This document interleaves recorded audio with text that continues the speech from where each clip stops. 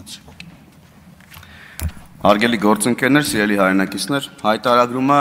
որևէ մեկին հարկելու մասին չի, քաղաքացիների վրա որևէ բեռ ավելացնելու մասին չի եւ պետք չի տրվել ընդդիմության կողմից այս գեներացվող վախերին եւ մանիպուլյացիաներին։ Ընդդիմությունն ըստ էության դուք արդեն պետքա սովորած լինեք, որ ապապետականության մաստեր կլասներ կարանի, ասենք ասի թե ինչ պետք է անել, որպեսզի պետություն չունենալ։ Ասենք եկեք պայքարենք սահմանազատման դեմ, եկեք պայքարենք հարկային պարտավորությունները կատարելու դեմ, եկեք պայքարենք խաղաղության դեմ, եկեք պայքարենք թանկարժեք ունեցվածքի գույքահարկի վճարի դեմ։ Հիմա էլ եկել են ասում են եկեք պայքարենք հայտարարագրման դեմ։ Հայտարարագրում, որը ըստ էության բազային ռեֆորմա մեզ համար, սիրելի հայրենակիցներ, որովհետև մենք դեռ սրա վրա բազմաթիվ այլ ռեֆորմներ ենք պատրաստում իրականացնել, որի անկյունակարային հատվածը այն է, որ մենք ցանկանում ենք, որ Հայաստանի Հանրապետության քաղաքացին դառնա թվային մարդ,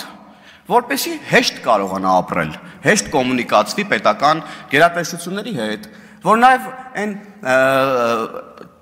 դժվար է ճանապարհներով չգնա թղթաշրջանառության հետևից, ունենա նույնականացման քարտ, էլեկտրոնային ստորագրություն։ Էլ չեմ խոսում նրա մասին, որ իր մասին պատմի պետությանը, որ պետությունը կարողանա հասցեական ուրեմն աջակցություն իրականացնել եւ հասցեական ծրագրեր իրականացնել, թիրախային ծրագրեր իրականացնել։ Պետություն քաղաքացի համագործակցության մասին է համընդհանուր հայտարարումը եւ հենց դրա համար է անդիմությունը կյանքի ու մահվան կռիվ տալիս հայտարարման դեմ։ Ինչպես որ ասում եմ, գույքահարկի դեմ։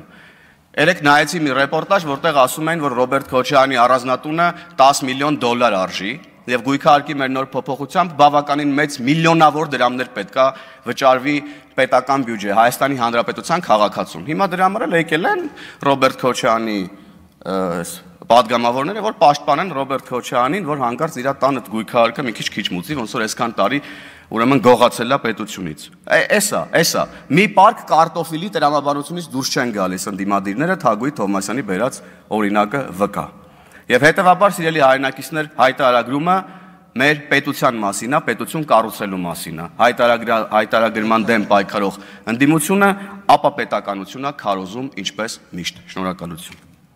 Շնորհակալություն, հարգելի գործընկերներ, հաջորդ ելույթի համար